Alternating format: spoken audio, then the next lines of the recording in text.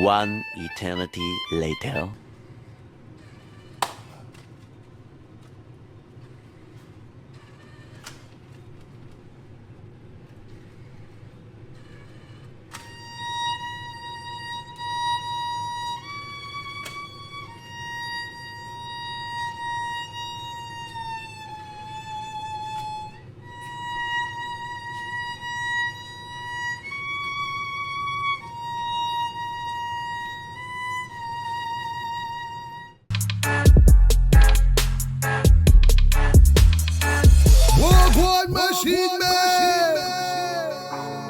God, massive machine man do machine things.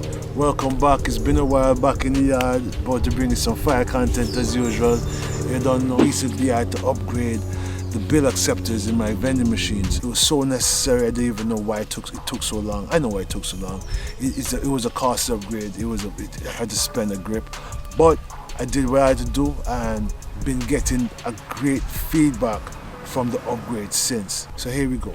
The bill acceptor is that part of the vending machine that accepts and validates bills. It's necessary, especially in my region where we don't have credit card support in vending machines yet. So in my case, without the bill acceptor, coins will be the only option for the customer. The bill acceptor is vital. I had a bill acceptor from a particular manufacturer that wasn't performing.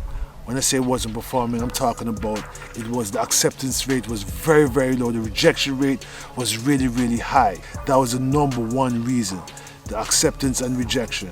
And people were frustrated. People would stand by the machine and try a note over and over and over and over again. Literally seems like an eternity. And it still wasn't accepted. It kept on rejecting, kept on returning the bill. And it was frustrating for a lot of customers. A lot of customers aired their views with me. I'm talking about customers who used to try over and over again, stand in the machine, keep on trying, flipping the bills back and forth, all kinds of different ways, trying to iron it out for the machine to accept the bill, and they still leave dissatisfied.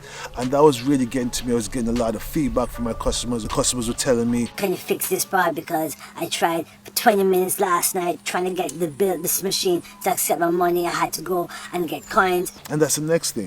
Because of people only having bills, not many people walk around with coins. So people have to leave the machine, go and ask friends, "Hey, can you give me $1? Can you get change?" And it's just a frustrating experience for customers if they can't get what they want when they want it. You know, if they have to leave and still go and ask other people for money to help them get this purchase. I used to miss a lot of sales. Missing these sales from the rejection rate, missing the sales because they just don't have coins. There's customers who want the product and can't buy the product. Not because they don't have the money, but because the bill acceptor not accepting their bill. Customers won't even bother to try with the bills. The coin mech got overworked. So the coin mech I used to have buckets of coins because no one could use their bills. And sometimes so many coins is that it would back up into the coin mech and the coin mech start rejecting coins. And then both bill acceptor and the coin mech is down. Remember here we don't have credit card readers because we don't have the support. That's going to be another episode. I have to talk about that. We got to get that going here in the Caribbean. You really don't want to lose your opportunity to grow. And every sale is growth for a small operator, for a small business. You know how customers can be fickle at times and customers can change their mind. You don't even want to have one rejection. You want them as soon as they are able to put the money into the machine, you want to capitalize and get that sale because there's so much competition out there. The second reason why I had to upgrade my bill acceptors and I actually changed manufacturers period was because I had a cross-validation problem. Now if you don't want a cross-validation issue, you don't want this. Cross-validation issue is basically, let's say one bill would read as another bill and vice versa. So what the issue I was having was my $5 bill would sometimes read as a $20 bill. And a $20 bill would sometimes read as a $5 bill.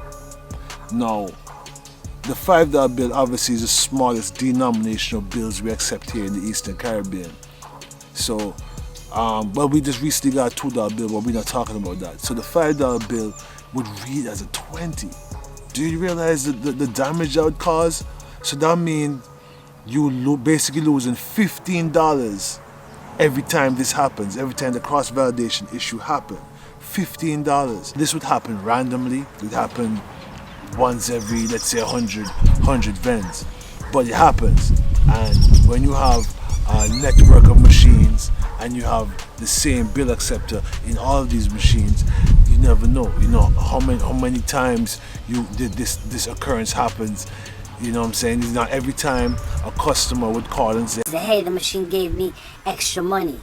That doesn't happen very often. I'm big of those customers who did call and were honest and gave me back those coins. And that happened, often enough, and I give thanks to those people. But more often than not, people are going to get free money and they're going to run with it.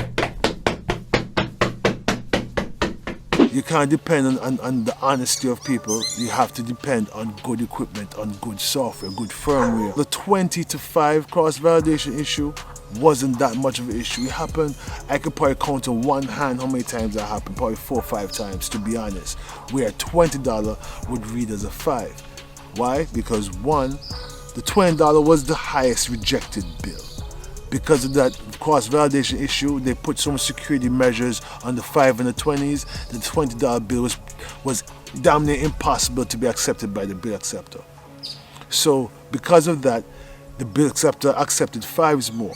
Not only that, more people would have $5 in their pockets than $20. So you would get more $5 in the bill acceptor at the end of the day than 20s. So the chances of a $5 reading as a $20 is much higher than a 20 reading as a 5. The machine was supposed to reject $50 notes. It was supposed to reject $50 notes, and sometimes the 50 would read as a $20 bill. So the 50 wasn't even supposed to get inside the bill acceptor in the first place. It was programmed to actually spit it back out and give back the customer their $50 note. But sometimes a $50 note, even though customers would see no 50s, they would still put a $50 bill in, and then it would read as a 20. So my cross-validation was 5 to 20, 20 to 50. So imagine me as a vending operator getting these phone calls from different customers saying, hey, the machine robbed me of $30. So I've gotten calls where expecting that the $50 bill would have been rejected. It did take the $50 bill, read it as a 20, and I have to go and find that customer to give them back their $30. That didn't happen very often, but it happened. And you know what I'm saying, communicated with the manufacturer, explained to them, listen, I don't want to accept $50 notes, I don't want this cross-validation issues, I want a high acceptance rate, I want the rejection rate to be lowered.